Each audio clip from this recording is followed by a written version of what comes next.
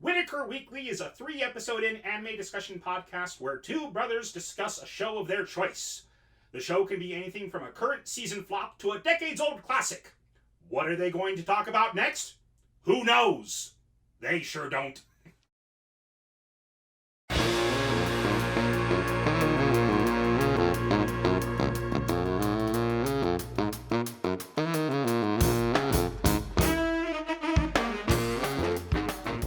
All right.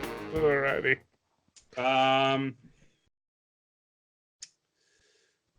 Okay. I guess let's stop wasting time and let's get started. Episode 74. I'm Andrew. I'm Lee. And this is Whittaker Weekly. Let's go ahead and get into this, guys. So a little bit of news that you found before we get started. I guess we are getting started, but before we get into 3 episodes in. And some of that news I heard about this week, but I totally forgot to go ahead and add it to the sheet. So I'll go ahead and let you share it and whatnot. Okay. All right. Yes. According to an article that I found on Anime News Network, the Dragon Ball Symphonic Adventure Orchestral Concert is heading to North America.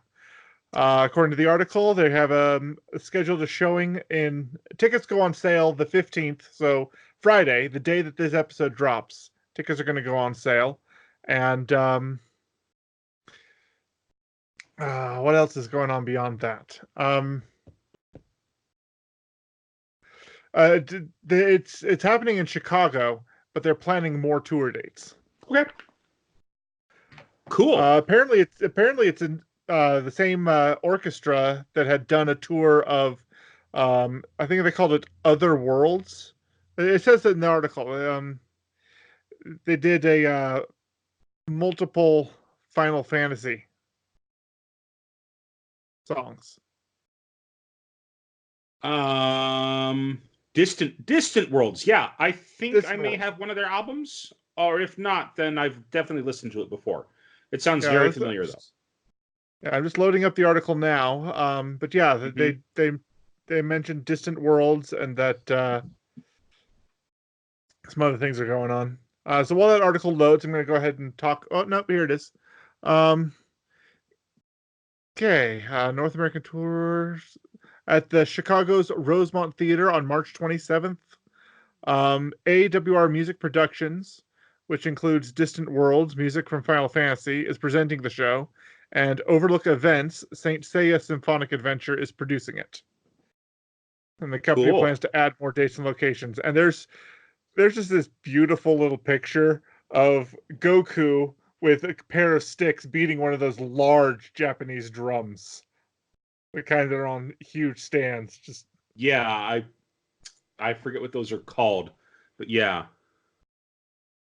And yeah, the drum actually has his turtle dojo symbol on the drum, among other things. Okay. Now you have a bit of news. I have a bit of news. Yeah, I saw the Konosuba movie last night. I saw the Konosuba movie last night, and yes, it is. But we've talked about it on the show before. It is book 5. Now it's not a 100% faithful recreation of book 5. There are some differences, some things that I kind of wish that they had included that they did not, but I can see why they cut it. But also at the very end, they added another stage to kind of the boss fight that they have, the demon general that they fight this time. They added kind of a second stage to that fight, and while it was fun, it was very, very much there for the fans. I don't want to say fan service because that's not what it was. Yeah. But it was very much there for the fans because they brought in Wiz, they brought in Veneer, the guy with the mask, and all of them worked together with our cast of horrible people to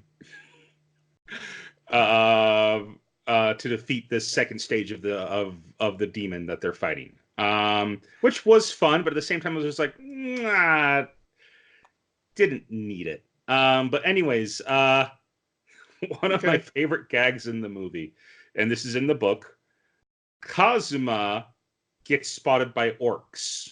Uh-huh. He gets spotted by female orcs. Uh-huh. And female orcs are desperate to mate. And so they will hunt down any man that they see because there are no more male orcs in this world. Have they all It's been just, huh?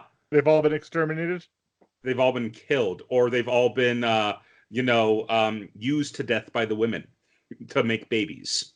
Oh, it's a death by snoo-snoo Death by scenario. snoo-snoo situation. I And see. so Cosma is running for his life from this horde of female orcs. Cosma has no idea what's going on, so Megumin is shouting to him, explaining what's happening and why they're chasing him. To which Darkness says, "Wait a minute, you mean there's no male orcs?" He's like, well, yeah, well, you mean male orcs, the ones who are known for kidnapping and ravishing female adventurers and doing all these horrible things to them? And like, Megumin's like, yeah, there are no male orcs. To which Darkness then freezes in her step and just goes unconscious from the shock of there not being any male orcs.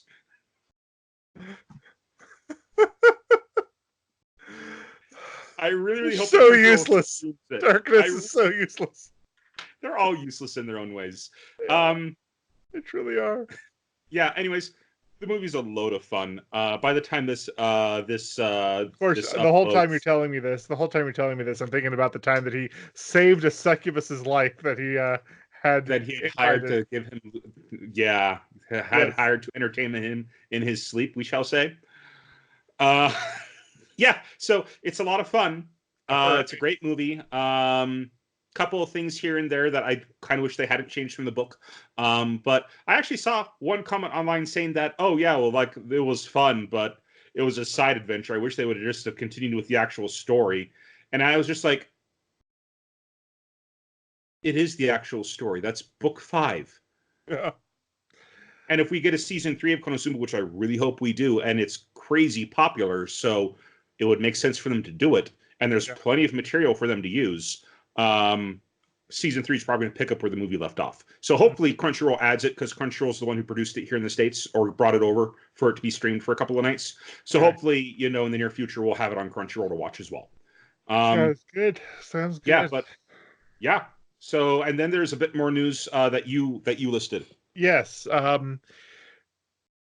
KyoAni has announced that the Violet Evergarden film that they've been working on, which had been postponed due to the fire, which was originally slated for a January release, is now scheduled for a release on April 24th in Japan. So, which, that probably going to sob like a little baby, but there's still more of the story to tell for Violet Evergarden. There are 3 light novels that tell the complete story. I have not read any of them. But yeah, there's still more story to be told. They haven't told all of it yet. So I'm looking forward to it, and I'm happy that they're back on their feet and they're moving forward, trying to get back the tragedy that happened, or trying to get through and work through the tragedy that happened to them earlier this year. And yeah, I give them my full support. I hope that this comes to the States as well. Probably Netflix, I would assume, since Netflix has the rights to the show already. That said, I would love for it to have limited release in theaters, just like Konosuba did. So... Right. All right, so I guess that's it for the news, unless there's anything else you wanted to cover. That's it. I'm ready to move into 3 episodes in. Okay, and 3 episodes in this week was your pick, so why don't you go ahead and reveal the title and or read the title and the synopsis. All right, so the show is called Ristorante Paradsio. The synopsis from Crunchyroll reads, Rome, Italy. When she was a child, Nicoletta was taken in by her grandmother so that her mother could remarry. Now grown up, she leaves everything in the countryside behind to visit her mother and her mother's second husband, a restaurant owner. To her surprise, her stepfather did not know his wife had a daughter. Delicious food and dreamy gentlemen await at the Ristorante. Casa del Orso. For everyone else, for everyone who works there, a tender connection to the hearts of each visitor is spun, and the curtain raises on a story about these first-rate Italian gentlemen in spectacles. All right. So, first off, this show had the promise to be something a lot like Oron High School Host Club. Yeah, But definitely. it's like it's a way more mature version of it. There's no goofball humor. It's all very serious, very somewhat somber. And yeah, I mean, it's very slow paced. It's a very slow paced show. It's not kind of in your face humor that Oron High School Host Club had, where it's all these rich kids just doing crazy things to entertain girls in their spare time. Everyone who works at this restaurant is a man. They all wear, and they're older men, and they're all gentlemen. Like they're very, very polite and reserved. Mid 30s to late 50s. They seem to be. And so the story revolves around a young girl whose mother had left her behind in the now I thought they had left her in. It doesn't really specify from what I saw. I thought maybe they left her in Japan and she had moved to Italy, but I guess the entire thing takes place in Italy and they're all Italian and she had moved to Rome from the countryside.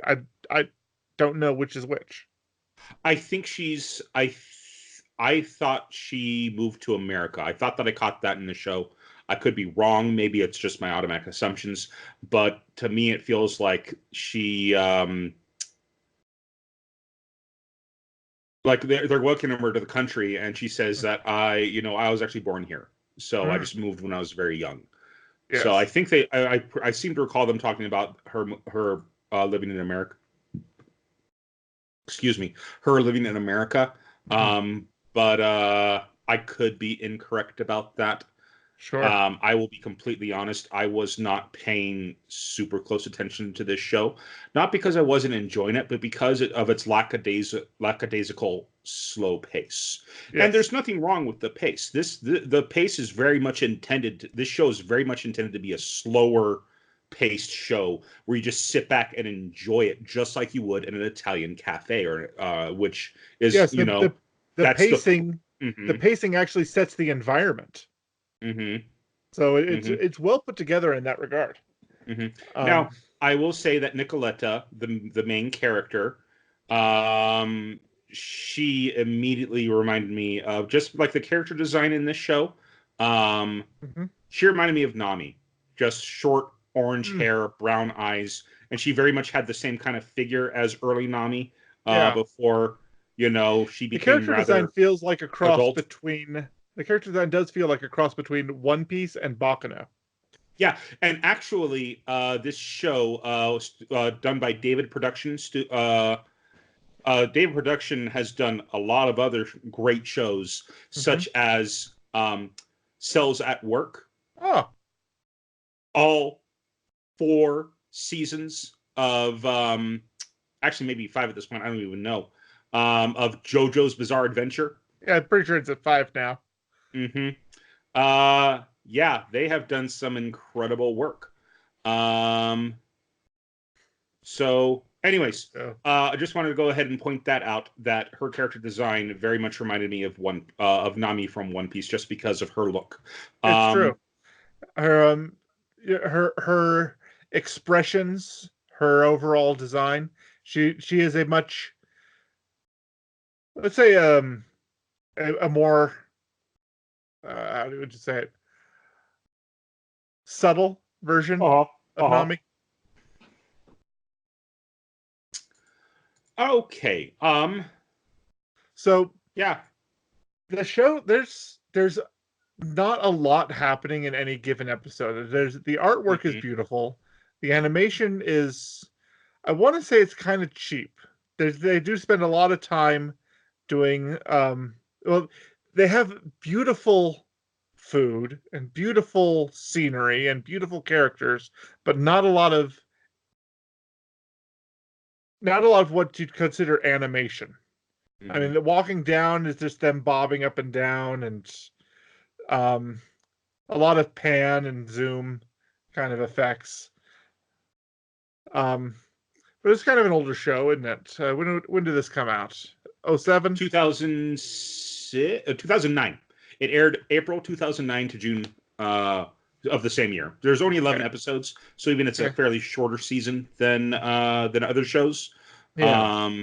But yeah, it has the pacing of a soap opera, and I think that was the target audience as well. Is that it's geared towards an older audience. But okay, so let's just go ahead and probably just get into kind of what the things that we liked about the episodes. Sure. So I did a study abroad in the UK during college. Loved it, thought it was great, and we spent a weekend in Vienna. And as soon as I saw her walking down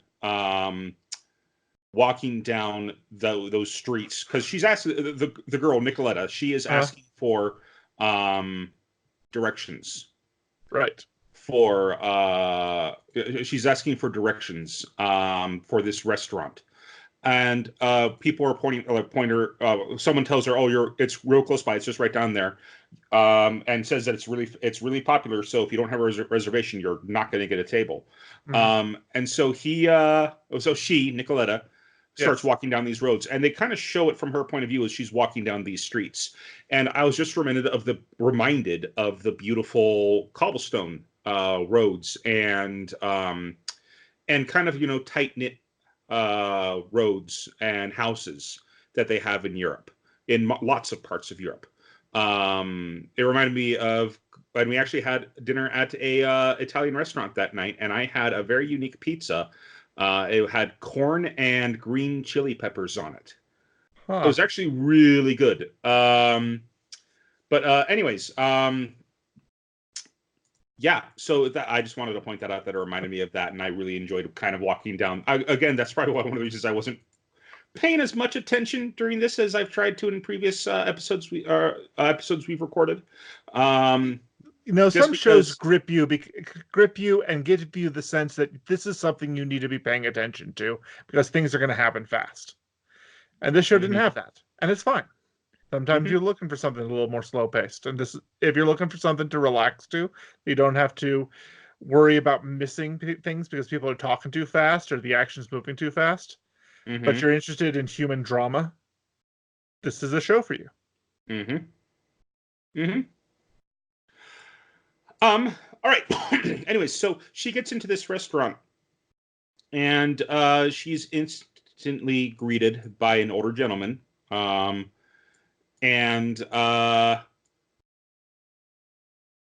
it's revealed as Nicoletta's walking to the restaurant, that she's there because her mother abandoned her. She's finally found when she was 5. She's finally found her, and she's going to out her to her husband.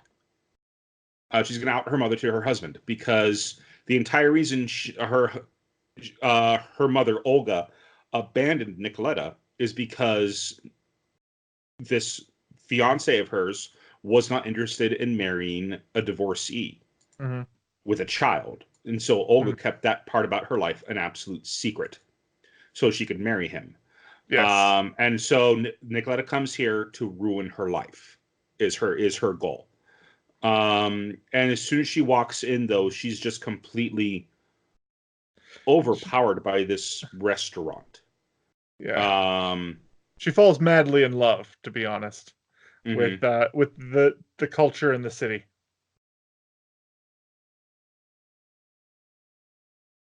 Oh, excuse me. All right. Anyway, so she comes in. She's the maitre d', this older gentleman. with pinkish hair. I believe it was, I've got his name pulled up right I think it's here. Claudia. Claudio, yep. Yeah. She, Claudio invites her to sit down because she says that she is, she's waiting for the owner. And he's like, okay, well, he'll be here soon. And so she sits down and she waits, and a little bit passes as she's observing the restaurant, and she sees all these women in here kind of oogling the male staff. And the entire staff is men, she notices as well. And they all have spectacles. Yeah. And they're all, and she realizes, oh, these guys are gentlemen because they're all polite. They're all well-dressed, well-groomed. This is why this is one of the things that tied it back to Oron High School for me, is because all the gentlemanly facade that these boys put on in Oron High School are things that these guys are genuine about. These are men of culture. So, and these women are basically swooning over them. They're all bespectacled, and we find out after she's eaten her antipasto, she feels the compulsion to go and thank the chef.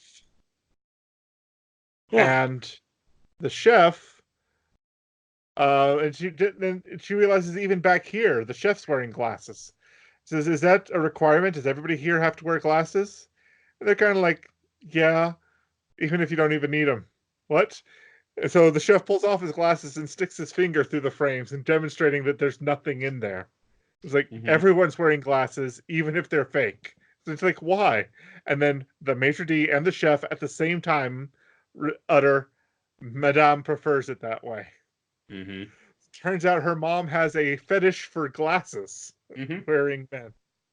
And so we find out in about episode 3 that, in fact, at the founding of this restaurant, the owner's wife insisted that everyone wear glasses. The owner has perfect 20/20 vision, Olga's husband. And so he doesn't need to wear glasses. He's not going to wear glasses. But when they opened the restaurant, she said, "Can we please make it a rule to where all the men in your restaurant have to wear spectacles?" And he's like, okay. So, because she loves glasses. But anyways, that's kind of skipping a little bit ahead because the mom then comes in with the owner. The mom recognizes the daughter, pulls her outside, and begs her not to reveal that she's her daughter. And then she comes back in. They go back in, and Nicoletta is just about to reveal it, but again, she could just kind of get swept away by the pace of this place. Like her mother stops her, and then things just kind of go from there. Yes, and I did skip ahead because it was after they had been served the antipasto by. It was at that meal they were served the antipasto. They were complimented. That's when she noticed everybody's being gentlemanly and all the women are swooning after the waiters, and the waiters are not necessarily not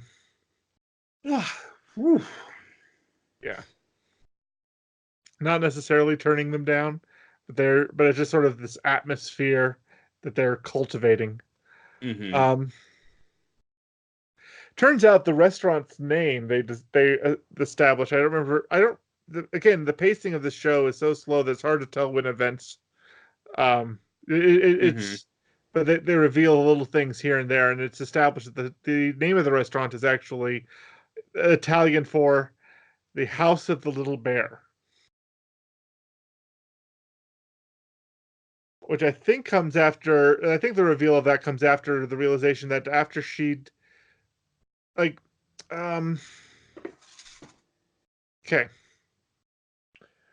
I know I'm jumping around a lot. And that's just going to have to happen with this episode. Nicolette was living in a hotel room when her mother insisted that she get her an apartment and get her all set up and squared away, and promised her that they'd go out and talk, but the day she promised her that she would became unavailable and wasn't and but she'll make sure that her apartment's squared away, even though she's going to be busy with work all day. And when she comes in, it's turns out it's Nicoletta's birthday or something. I think she just turned 21.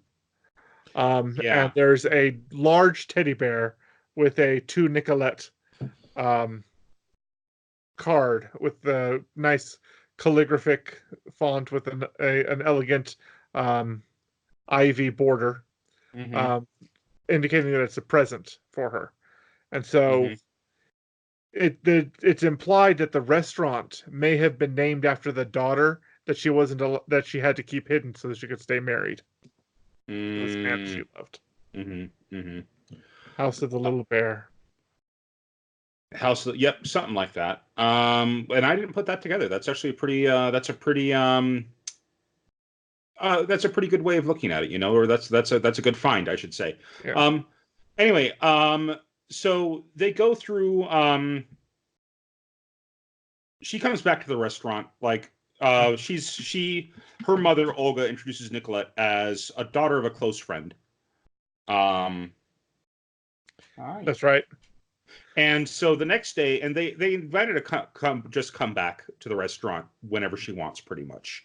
And so she's walking by, and she's in, and she meets I think again the maitre d, Claudio, and he invites her to come, and she's like, "Well, you guys aren't open yet." And she says, "It's okay. No, you can. It's fine. You can just eat the food that is for the staff. It's almost as good as what we serve our regular customers." And so she goes in, and she's already smitten with Claudio at this point. Like, every time she looks at him, she blushes. And she's like, he's like twice my age, and yet I've never felt this way about someone before. What is going on? Yes. And so she goes in, and she goes in, sits down, and eats with them. And they have this really fun, clever scene, I thought, because there's a big cast, and we haven't really... Well, big cast, I mean, there's probably, 10 characters or so, maybe 12. Yeah, 7 of them being the main boys. The main boys, the gentlemen. Where they... Shoot. So she immediately asks, okay, well, not immediately, but one of her first questions to them after, they sit down and start eating, she says, "Okay, so which of you is the most popular?" And they're just like, I forget who spoke first, but it doesn't really matter. Says, "Oh, obviously this guy is the most popular," and pointing it out to this guy. The camera then cuts, and it shows the name of the person that would just said, "Oh, this person is the most popular." And he's like, "Oh, no, it's not me. Obviously, he's got the most admirers." And it cuts to that person, and again, it's got the title card for that character. And I just thought it was a fun, clever way. Instead of, like, we see it happen so often in anime, where when they have a huge cast of characters, they'll just show the characters at the beginning and then just have their names next to them instead of bothering to introduce them. I really enjoyed the change that this one did, where for one thing, it was one by one and not just an overload of all these characters at the same time with all their names, and they expect us to remember them. Right. Like the opening credits to Baccano. To Baccano. Well, that's the opening credits. All right. Sure. I'm fine. And the opening credits to Baccano are a work of art, just like the rest of that show. But anyways, they so I just really enjoyed that. I thought it was a lot of fun. Yeah, what you're describing is a lot like what keeps happening with My Hero Academia, where anytime they throw in a whole bunch of characters and maybe you haven't seen them in a couple episodes, they'll throw in a title card just to remind you this is who they are, this is what they can do. And I get the feeling, and I'm pretty sure that happens in the manga too, is that they just throw in these stylized title cards. They do that in One Piece as well. And like, that's just the style of it. I just enjoyed this different take of that style. I thought it was a lot of fun. Sure. Anyways, moving on.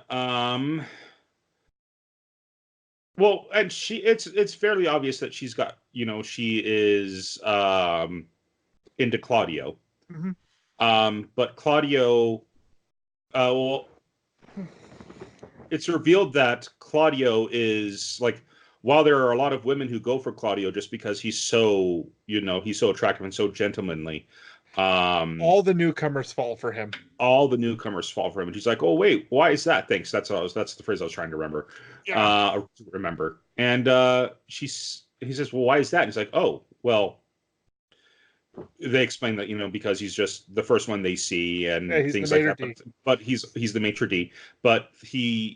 But it's not going to work. And I was like, and she, oh, well, it just won't happen though. He's like, well, why is that? And that's when Claudio holds up his hand and shows a Wedding band. wedding band on it. To which immediately she's crushed. Yes. But then it turns out a couple of the guys are also married, and one of them was like, "Well, the thing is, like, I still like to flirt with women around here. I'm not as strict about it as Claudio is." Later on, it's revealed that one of the guys who's married is married to a girl that he's in his 40s and she's in her early 20s. Yeah, she's going to college, but they happen to mhm. have met at a gym, and he At a pursued gym. her. So they're both muscle nuts. But they yeah. Anyways, so that episode kind of ends with her kind of feeling down that this guy that she's kind of fallen for is married. Yeah. And then we get to the closing credits of the first episode. Mhm. And we both wrote this down. We did. The closing credits features while the text of everybody's names are on one side of the screen, the other side is just a spotlight of a teddy bear on a chair with Nicolette behind the chair. And the teddy bear just started patting his leg. And then I thought, oh, that's adorable. I gotta write that down. And then the teddy bear starts swaying back and forth. It is a full-on dance.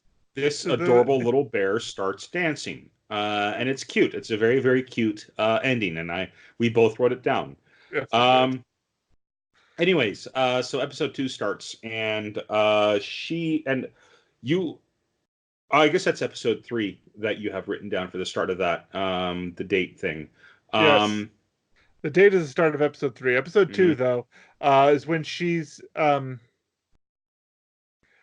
Episode 2 is when things start to come to a bit of a head. She's not sure how she feels. She's never been in love before and wants to know, and tries to push herself tries to push herself physically onto Claudio, who, in his gentlemanly way, says, I can't do this. And she's caught by her mother in her apartment with Claudio trying to seduce him. Yep. And it's a bit funny there, but well, and then the mother just flat out says, "What are you doing trying to seduce my Claudio?" Yes. And, and the daughter says, "You're Claudio. You're married." Ownership of all the men and that work with her. Yeah, and she's like, "No, you don't understand. They're all my boys. They're all mine." Which makes her the parallel of the unofficial queen of the host club coming up out of the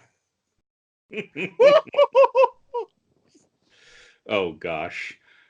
I did not think that we would be talking about Oron High School Host Club in this episode. Yeah.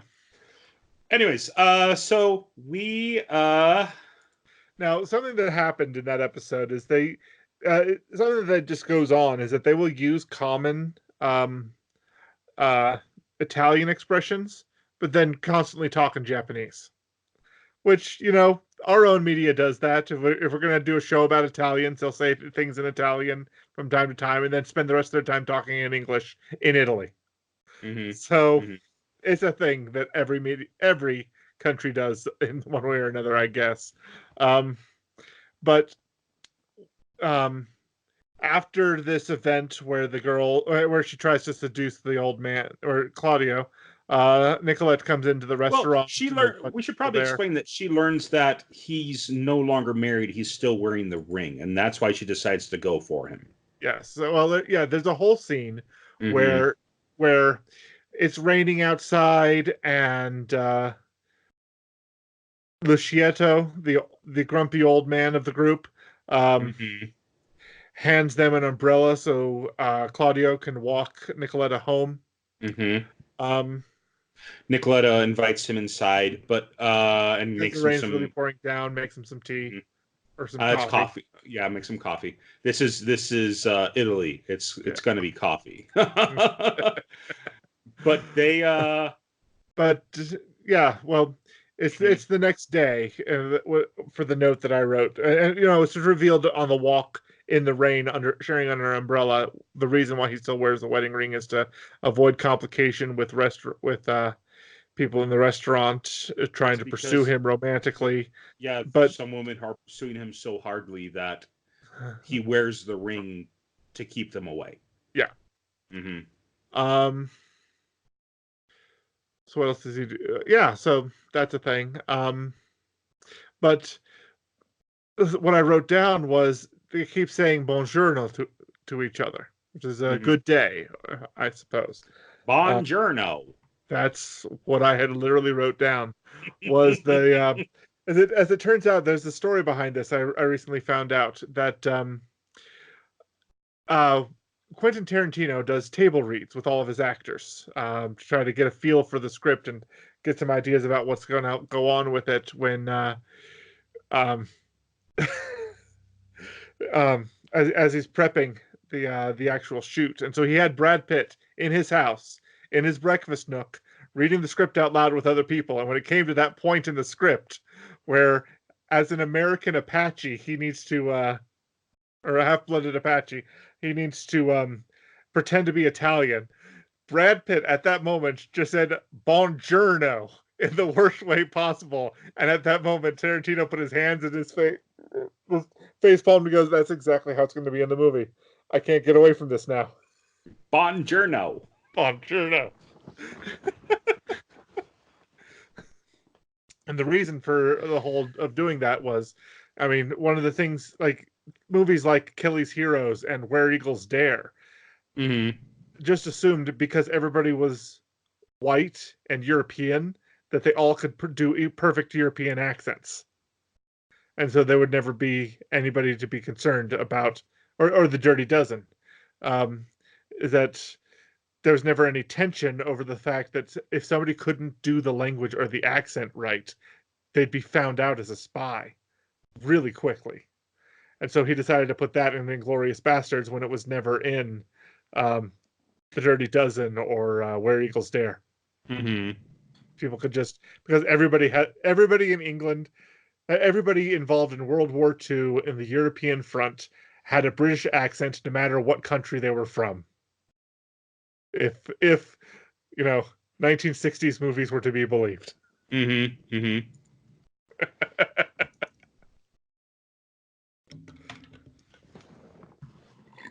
Oh, excuse me.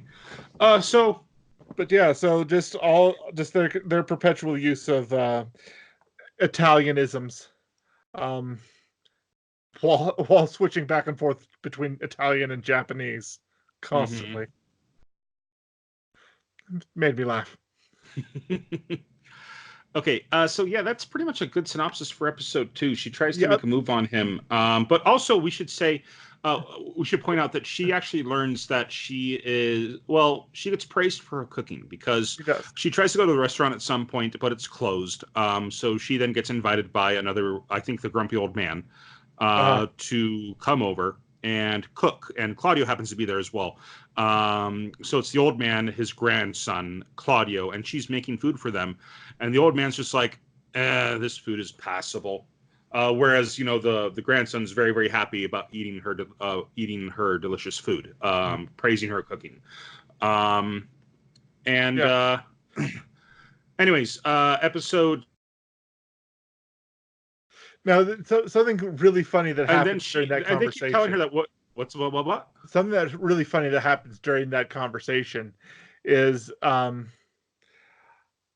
little boy, like Nicoletta says something, and the little boy repeats her. And then at the same time, the little boy and Nicoletta and the grandpa tell the boy, don't copy her. Don't copy me at the same time. It's like, Yeah, that was pretty cute. so So funny little scenes.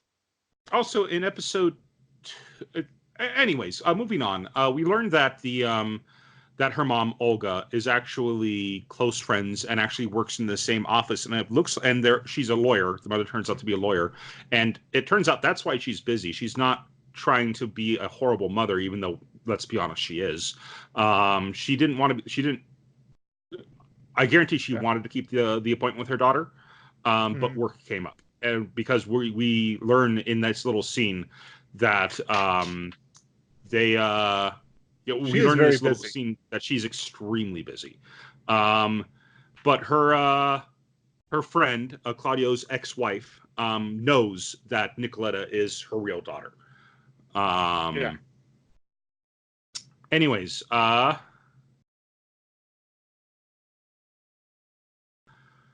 so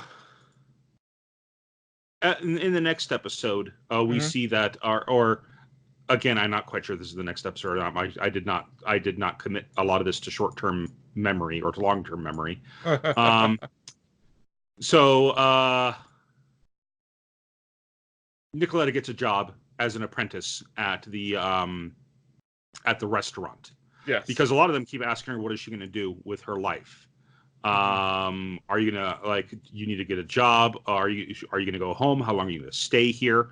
And finally she decides to get a job at the restaurant. Well, her mom says, if you need a job, just work at the restaurant, it'll be fine. Just work in the back so no one sees you.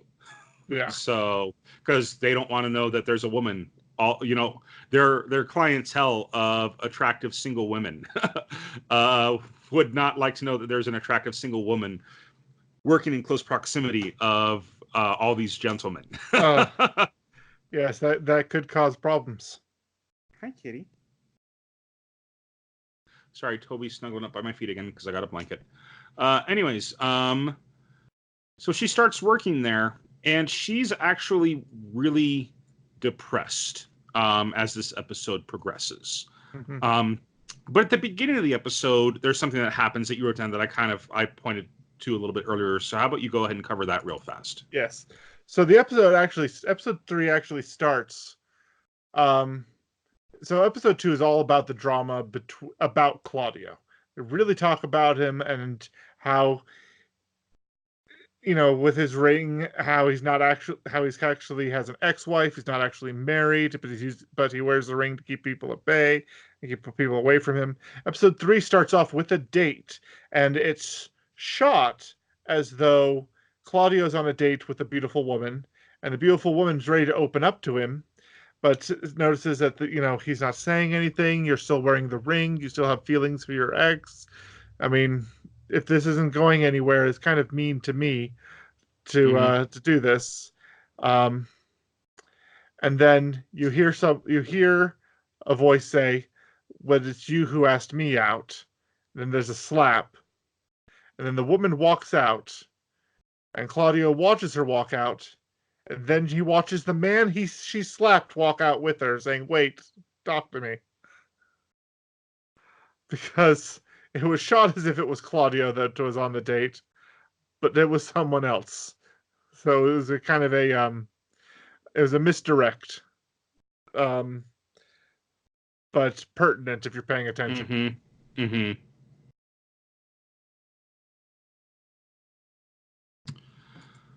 All right. So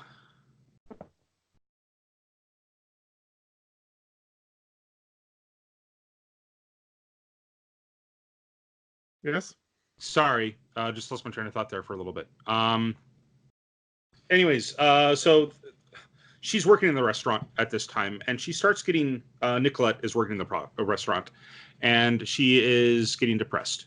And one thing that doesn't actually help is that her mom actually comes over and visits her, and Nicolette talks to her and says how she's never had these emotions before for anybody, and she describes things about it, and her mother says, "Sweetheart, that's love. What you're feeling is love." And she's like, and then she asks her. Then Nicolette asks Olga. Let's go ahead and use names so it's easier for people to go ahead and follow along. Nicolette asks Olga why she fell in love with the restaurant owner, especially when he's such a bear of a man, and is nothing like her mother's type. Who is, she calls her, she calls her mother out and says, "You have a glasses fetish. Why are you with someone who doesn't have glasses?" And she's like, "I don't know. I just fell in love with him at first sight. I knew that I had to be with him." Did he used to be cute? No. It's like, no, he's always looked like a bear, but I still love him. He's always looked like a bear. And that's when we learned that when they opened up the restaurant, she said, "Let's make the rule where all the male employees have to wear glasses." And it's hinted that there is, in this episode, that there was an employee who is no longer working there, and Nicholas like, "Wait, because he wouldn't wear glasses?" And they're like, "Oh, no, we couldn't fire him over something like that. No, there was different reasons why he was let go." Anyways, they made it seem like maybe the owner has more than one restaurant and he was just transferred. But possibly. I'm not entirely sure what was going on there. It's possible. Anyway, so she's depressed, and pretty much all the guys say to Claudio at some point, she's depressed because she's into you. I mean, it's really obvious the real reason why she started working here is because she likes you. You should go talk to her. Even if it's to let her down, you need to go talk to her. So he eventually does. And Claudio talks to her while she's outside. Everyone else is just kind of inside enjoying things. But she, I think one of the things that makes her depressed, I forgot to mention this, but one of the things that makes her depressed is that she actually sees Claudio speaking with his ex-wife outside one night. And she becomes, that's where the depression starts, because the wife's like, "You need to take off your ring. Look, you can't still be in love with me after all this time. Just take your ring off." And then the ex-wife notices Nicolette and walks away. So she thinks that he is still in love, that Claudio is still in love with his ex-wife, and that's why he hasn't taken off the ring after all this time. So she's depressed. She's out there, out in the back, poking a plant or something, and Claudio comes up to her and talks to her, and she's like, "No, it's not really that. It's not that I'm upset about that. She's my mom." She kind of lets the news out that that Olga is her mom. To which Claudio is honestly surprised. He doesn't become angry. He doesn't go in and start accusing people of anything like that. He kind of knows he was told that in confidence. Yes. Anyways,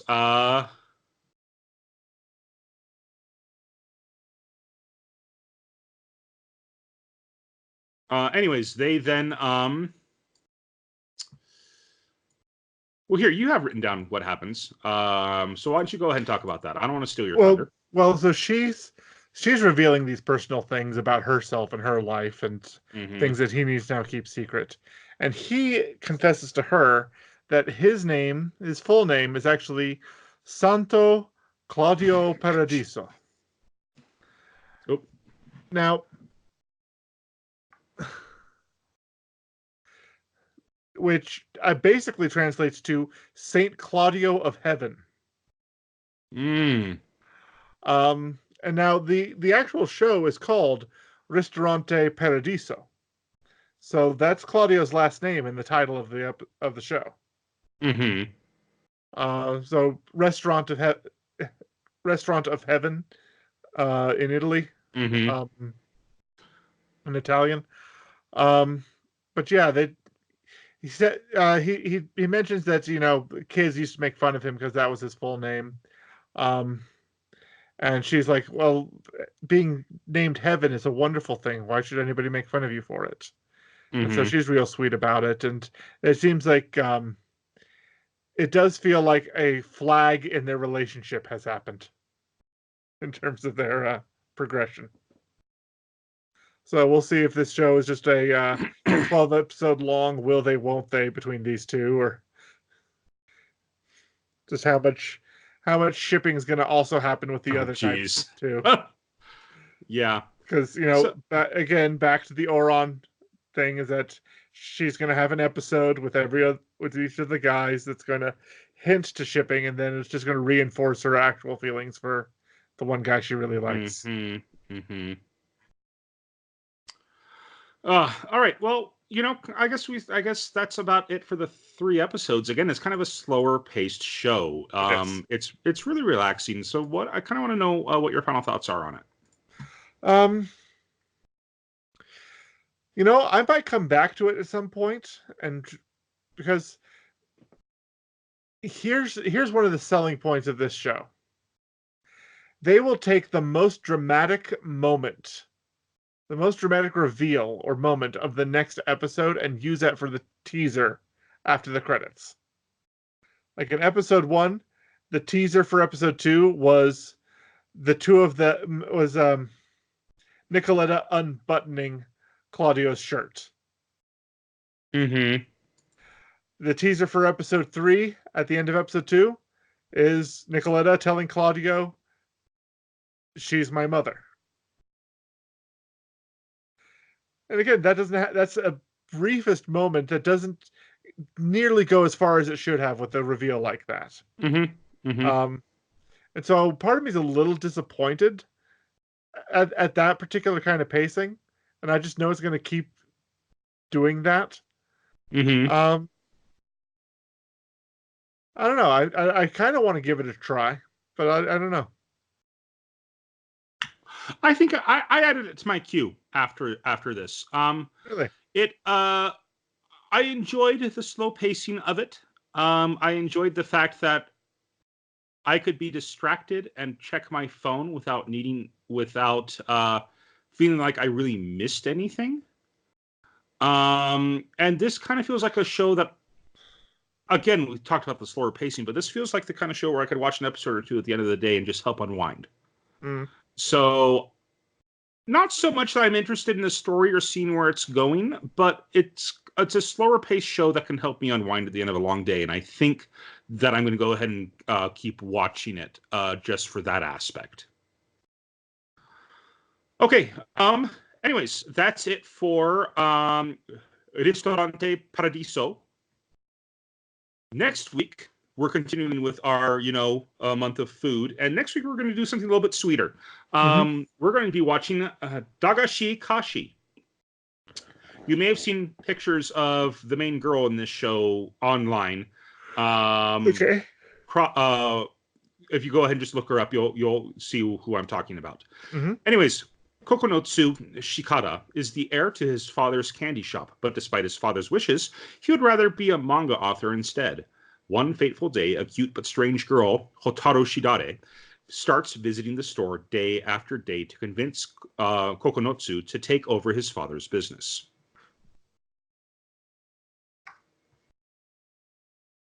Okay. You you might have seen her, but I don't recognize her. But honestly, she looks like a purple-haired version of the girl with the screw coming out of the back of her head in Actually I Am. Oh, okay. I did not put that together. So we're going to be watching this on Funimation. Yes. And we'll have a link to it in our description below. But it's also going to be available on Hulu. We'll add the other ones as well. Season 2 is available on Crunchyroll, not season 1, unfortunately. But it's also on Hulu if you have access to Hulu. Okay. But yeah, so we're gonna be watching that show next week. I've seen it Fantastic. around, and I've been wanting to give it I've been wanting to have an excuse to watch it, and now we have an excuse to watch it. Anyways, that's it for 3 episodes in. Let's move on to our recommendation of the week, and it's your pick. And I have to say, I'm jealous that you're the one talking about this. All right. So, okay. This season, there's been a handful of female-led isekai shows. And one of the ones that recently came out, I actually just watched episode 7 today, is titled Ascendance of a Bookworm. Yep, I watched it today as well. Ascendance of a Bookworm is about a young girl who had finished college and was starting her illustrious career as a librarian, and had her whole life in front of her when a bookcase collapses on her and kills her. And she finds herself reincarnated in the body of a sickly 6-year-old. A sickly 6-year-old in a world without books. Or at least where books, she's in the body of a commoner, and books are basically exclusive to the nobility. And so she is doing everything in her power to try to bring about a future where she can have books in this world. Doing everything from trying to invent clay tablets to wood scrolls to all kinds of things. And it's an adorable little show. Really cute. You recommended it. I think you recommended the manga to me. Yep. And then I think that was one of my recommendations of the week back in the day. may have been, but now I'm recommending the anime, and we'll link to the Verve, the VRV URL, so that our listeners can watch it. Okay. All right.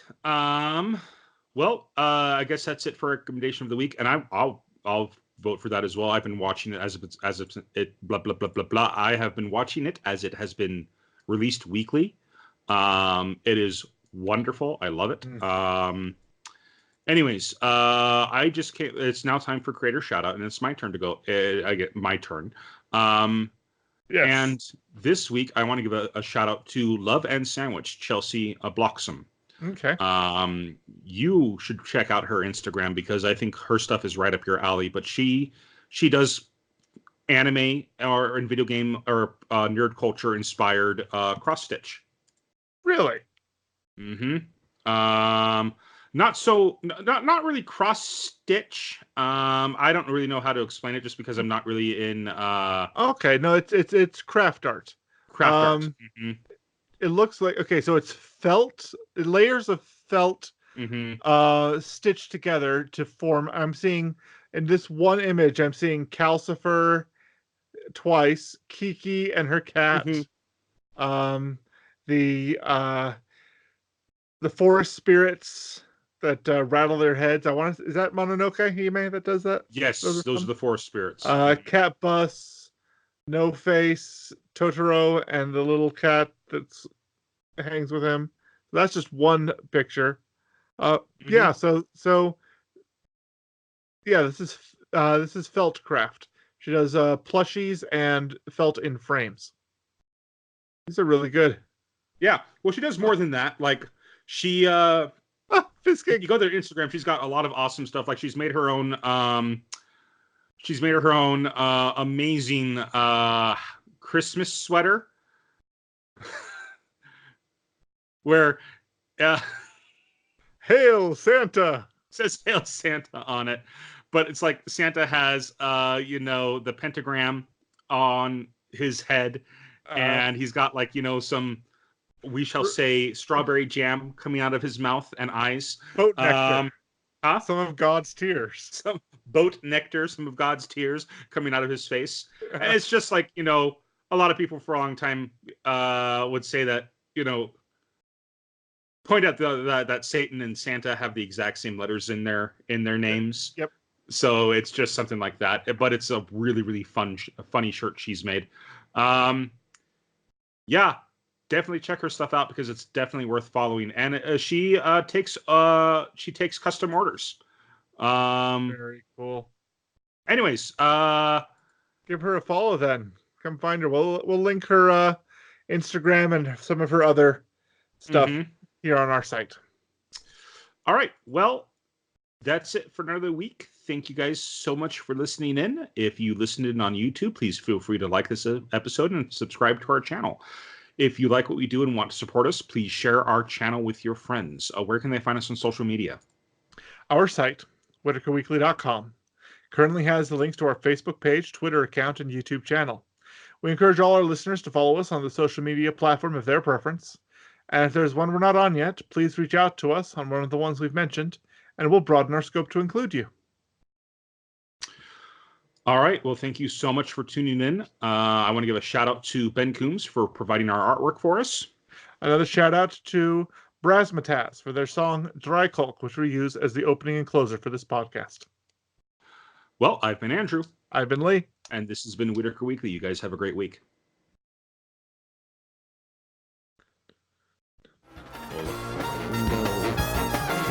Stop.